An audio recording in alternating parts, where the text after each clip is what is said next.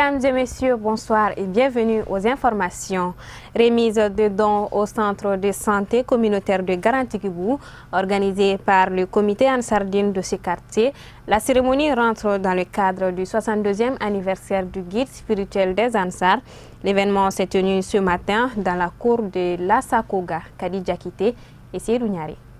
Le comité Ansardine de Garantigibou n'est pas resté en marge des festivités commémoratives du 62e anniversaire du guide spirituel. Comme de tradition, les Ansar ont fait un don aux parents des bébés nés entre le 10 et le 15 mai dernier au CESCOM de Garantigibou. D'une valeur de près d'1 million de francs CFA, ce don qui est offert par un membre Ansar, Ibrahim Diara, est constitué de bâtons de nettoyage, de serpillères, de savon, d'enveloppes d'argent, de kits de nettoyage bébé, de vêtements pour bébé et de couvre-lit pour bébé. L'objectif de cette cérémonie, c'est de célébrer l'anniversaire du guide spirituel des Ansar, Assaïd Sherif Ousmane Madan Haïdara, puisque le guide a célébré l'anniversaire du prophète Mohammed et ses descendants. Donc pour cela, nous aussi, on a notre devoir de célébrer l'anniversaire de notre guide, Assaïd Sherif Ousmane Haïdara. Bon, l'activité que nous avons menée, hier, tous les Ansars sont sortis massivement pour nettoyer l'hôpital et puis la mosquée de Garantigibou. Donc aujourd'hui, ça c'est la célébration. La célébration continue toute la journée. Dans les jours à venir, nous allons encore améliorer. On va procéder d'autres activités, Inch'Allah. Une cérémonie hautement saluée par la directrice de l'Asakoga qui a remis une somme de 50 000 francs CFA au nom de sa structure à Ansardine en guise de remerciement. C'est avec l'émotion que je vous parle comme ça. C'est pour cela que peut-être les mots vont me manquer vraiment pour vous dire combien de fois je suis vraiment heureuse, joyeuse.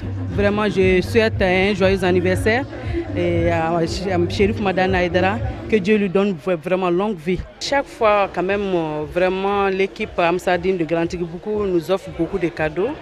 Et certes, mais je demande vraiment à Madame, je lui soumets vraiment notre doléance pour l'extension de ce CESCOM, vu que la population s'agrandisse du jour au lendemain et qu'il y a beaucoup de naissances qui se font et que la maternité est vraiment restreinte pour vraiment l'accouchement. Pour rappel, dans le cadre des commémoratifs du 72e anniversaire du guide spirituel, la FADI a lancé depuis le 3 mai dernier une série d'activités afin de témoigner leur reconnaissance et affection à Seyd Sherif Ousmane Madani Haïdara. Cérémonie de lancement officiel de l'association Mousso Konogwanto Sinsibéré, parrainée par le groupe scolaire Bianson d'Amélé. L'association a pour objectif de soutenir des femmes en situation difficile de Titibougou. Le lancement a eu lieu samedi 13 mai en présence des partenaires techniques et financiers à Boulkassoumbougou en commune 1 du district de Bamako. L'association Mousso Konogwanto Sinsibéré a été créée afin d'aider les femmes qui sont en détresse, afin de leur donner une meilleure condition de vie socio-économique.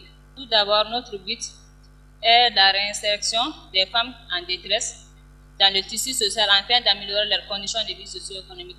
Nous avons comme objectif d'enseigner les femmes, de créer des centres de formation, Baluku Kalanso, fonder une école pour les enfants, créer un centre de métier pour les former et créer des espaces élaborer aux stratégies pour leur trouver des stages. Nous lançons un cri de cœur toute bonne volonté qui pourra nous aider moralement, financièrement ou matériellement afin que l'association puisse avancer dans les activités. Bon, pour le moment, on n'a reçu aucune aide venant de qui que ce soit. Nous sommes en train de travailler avec notre propre dépense. Donc, je lance un appel à toutes les bonnes volontés de pouvoir nous aider afin que nous puissions trouver des choses à faire dans les jours à venir.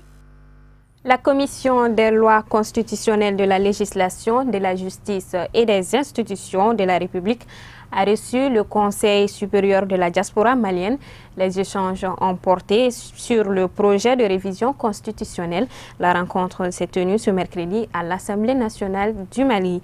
Nous proposons d'écouter le président du CSDM au micro de Kadidja Kité. C'est un plaisir de rencontrer la commission loi qui est en train de réviser ou proposer une révision de notre constitution. il est tout à fait normal, étant une association qui s'appelle Conseil supérieur de la diaspora malienne. Nous sommes 6 millions de Maliens en dehors du Mali. Un Malien sur 3 vit en dehors du Mali. Il est important et utile pour cette commission d'écouter l'opinion de ces Maliens qui vivent à l'extérieur du Mali. Il y a eu 5 points posés. Nous avons répondu à tous ces points. Ce que nous avons recommandé, c'est de reprendre ce qui a été convenu dans la Constitution du 25 février 1992. Et un député sur 10 doit être de la diaspora. Et pour des raisons, ça n'a pas été fait. Nous partons qu'il est opportun de reprendre cette proposition et permettre à la diaspora d'être représentée au niveau de l'hémicycle, aussi bien au Sénat qu'à l'Assemblée. Et nous sommes tous pour l'intérêt des Maliens de la diaspora. Nous sommes créés pour servir les Maliens de la diaspora et non pour se servir d'eux. Alors, il y a une association qui a son récépissé et délivré par le gouvernement, qui a ses membres dans 38 pays et qui contribue au développement, au bien-être du Mali. Nous sommes chargés de la migration et de la diaspora au sein de la société civile malienne.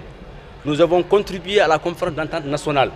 Et d'ailleurs, je pourrais vous dire que si le Haut Conseil dit qu'ils ont l'émanation de la conférence nationale, alors le CSDM est l'émanation de la conférence d'entente nationale. Donc nous travaillons tous pour le bien-être des Maliens établis à l'extérieur. Et pour le gouvernement, je demanderai de comprendre que nous agissions pour aider nos compatriotes en dehors du Mali. Et s'ils ont une position, ça doit être une position d'équidistance entre les deux associations. Il n'y a pas une association qui est contre une autre et il ne devrait pas avoir une association privilégiée contre une autre. Si le gouvernement et le gouvernement, tous les Maliens, ils doivent avoir un comportement d'équidistance et nous sommes tous là pour aider les Maliens de la diaspora, là où ils se trouvent dans le monde, pour le bien-être du Mali. Assemblée générale du Fonds commun de placement Sini-Siggi.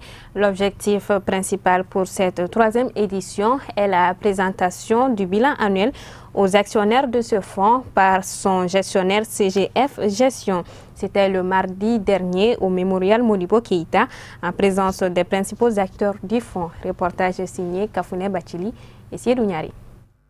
Organisé par les Sentel, acteurs du fonds, cette assemblée générale est une occasion pour revenir sur le concept et l'objet de la mise en place du fonds commun de placement Sini-Siggi. Alors, le concept, l'objectif, c'est de créer ce qu'on appelle des fonds communs de placement et de permettre aux personnes qui vivent dans la zone UEMOA d'intervenir sur les marchés financiers.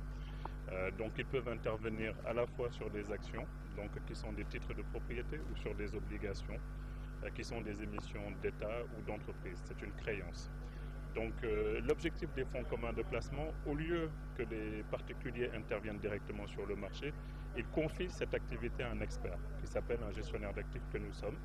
Donc à partir de là, nous avons des équipes qui vont analyser les marchés, piloter les risques et les rendements et prendre des décisions d'investissement pour leur permettre d'avoir de bonnes performances et donc de rentabiliser leur épargne. Alors aujourd'hui, au niveau de la zone UEMOA, les sociétés de gestion de PCM représentent un encours de 700 milliards. Et notre objectif, c'est d'arriver à un taux beaucoup plus élevé.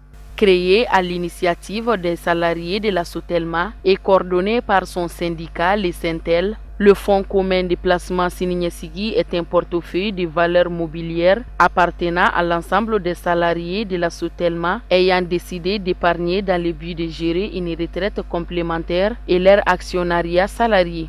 La rencontre se porte sur la présentation des états financiers et des fonds communs que nous avons créés il y a cela 3 ans, dont la gestion est confiée à CGF Bourse et CGF Gestion de Dakar.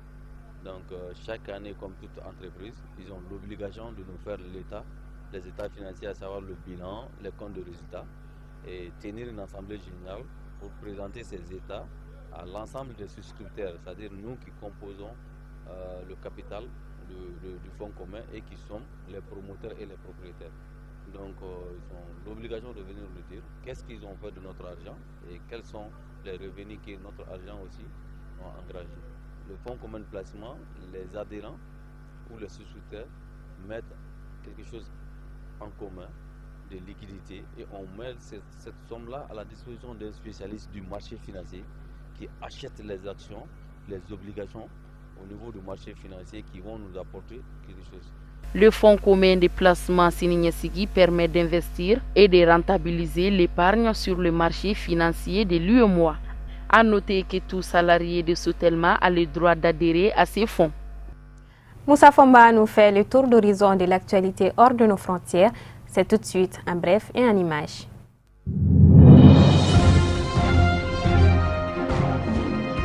Le nouveau gouvernement congolais a été investi ce mardi 16 mai. À l'Assemblée nationale, la plénière a débuté sur fond de contestation et a vu les membres du regroupement des députés du Rassemblement quitter la salle quand le nouveau Premier ministre Chibala s'exprimait. D'entrée de jeu, les membres du regroupement des députés du Rassemblement sont passés à l'attaque. Ces élus de l'opposition la plus radicale ont recouru au sifflet et au vuvuzela pour perturber la plénière, mécontents du rejet de leur motion par laquelle ils avaient demandé à l'Assemblée nationale de conduire le Premier ministre Bruno Chibala. Selon eux, ce dernier a été nommé en violation de l'accord du 31 décembre. Le Premier ministre, dans son allocution, a promis des élections dans les jours à venir. Selon l'ordonnance présidentielle lue à la télévision, la quasi-totalité des personnalités de l'ancienne équipe a été reconduite.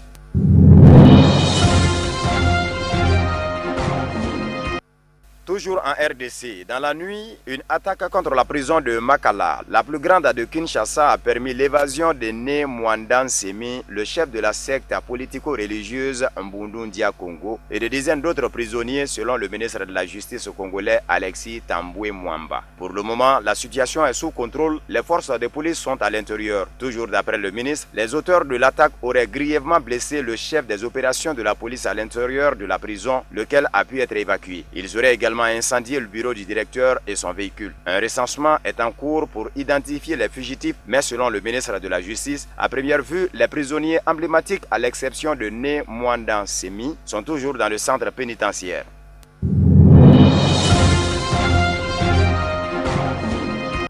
La rencontre s'est déroulée lundi autour de la commissaire Federica Mogherini, une réunion au cours de laquelle les responsables de la diplomatie du vieux continent ont évoqué l'avenir de la coopération avec l'Afrique, principalement en ce qui concerne la question de l'aide au développement. La commissaire européenne aux affaires étrangères a en outre souligné qu'elle compte désormais s'intéresser davantage à la jeunesse, mais elle n'a pas indiqué comment l'Union compte réaliser le changement de cap dans ses relations avec l'Afrique. Une analyse qu'elle a peut-être évoquée avec Moussa Faki Mahamat, le président de la Commission de l'Union africaine, qui s'est pour sa part adressé au Parlement européen ce mardi. Le prochain sommet Afrique-Union européenne est prévu à Abidjan, en Côte d'Ivoire, au mois de novembre prochain.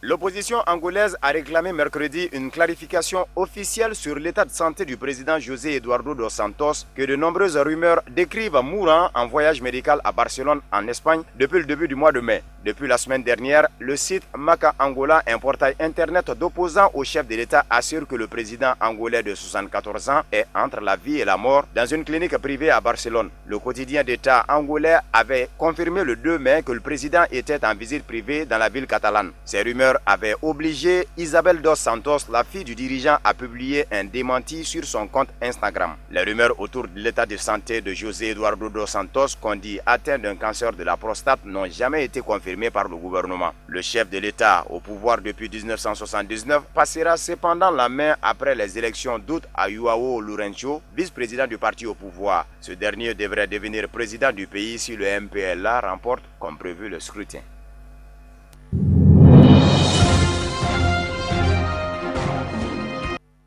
Communiqué avant de boucler cette édition, le président de l'association des Keïta de Bamako informe les membres et sympathisants de la dite association de la tenue de leur assemblée générale ce samedi 20 mai 2017 à Korofina 30 mètres, chauffé El Hadj Bamoussa Keïta dit Moussa Dian de 8h à 14h. La présence de tous est vivement souhaitée. Pour plus d'informations, merci de contacter les numéros suivants 66 00 14 14 90 00 14 14. Fin de cette édition. Bonsoir à tous.